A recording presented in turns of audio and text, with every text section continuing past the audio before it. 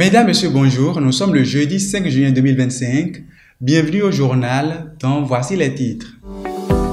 La situation d'Internet et les élections générales de 2026 étaient au cœur d'une conférence de presse hier à Cotonou. C'est sur initiative de l'ONG EduBourse Bénin et de son partenaire Paradigme International. Vous aurez les échos dans un instant. Puis la liste définitive des guépards qui feront le déplacement au Maroc est désormais disponible. Il s'agit d'une liste de 24 joueurs, dont un seul local.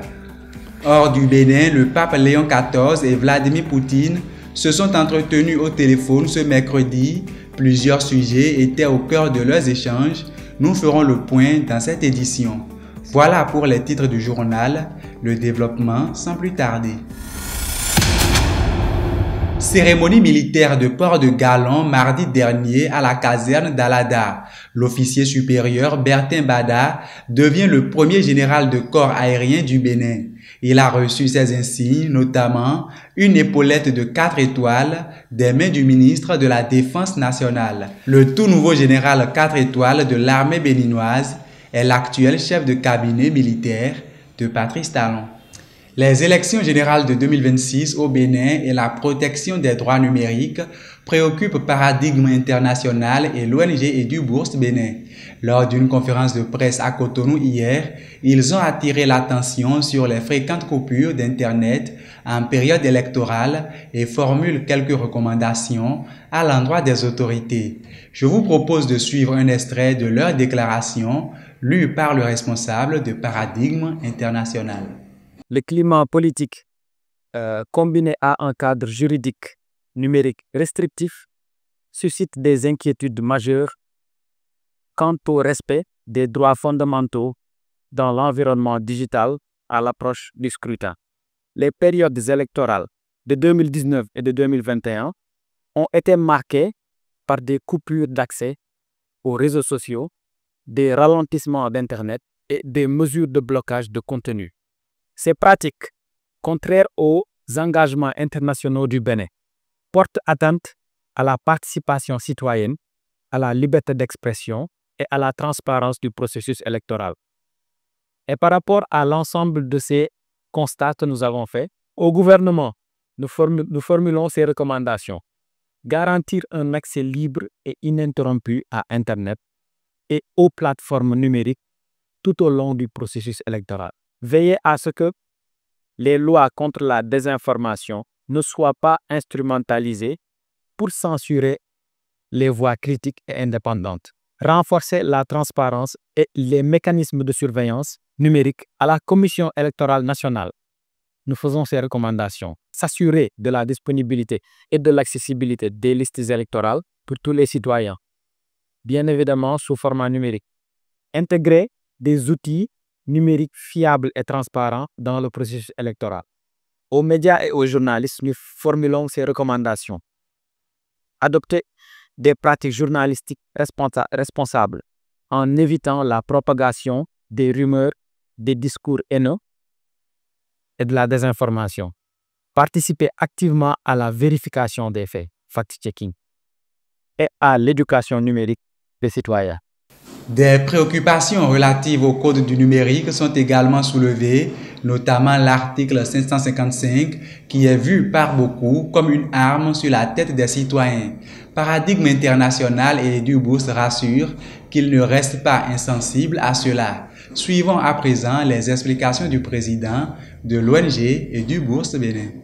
Le gouvernement a pris des engagements à l'international, notamment au niveau des Nations Unies, et a pris l'engagement de revoir cet article-là pour que le code du numérique ne soit pas perçu comme un instrument de musellement des voix dissonantes. Donc, de ce point de vue-là, je crois qu'il n'y a pas trop d'inquiétude et Paradigme a des moyens et peut-être que Sani va revenir dessus. Il a fait ses session hier lors du DRE, c'est-à-dire l'Académie des droits numériques, pour expliquer que Paradigme est capable de documenter jusqu'aux Nations Unies pour voir dans quelle mesure rappeler le Bénin si le Bénin ne respecte pas ses engagements.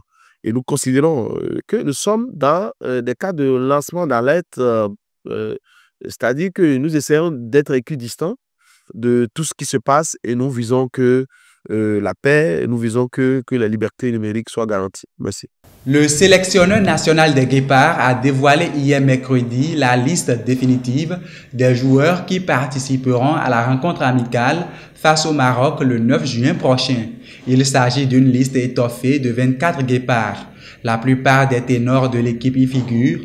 L'attaquant Rachidou Razak de Sobemap FC est le seul joueur du championnat national retenu par Gernot Rohr.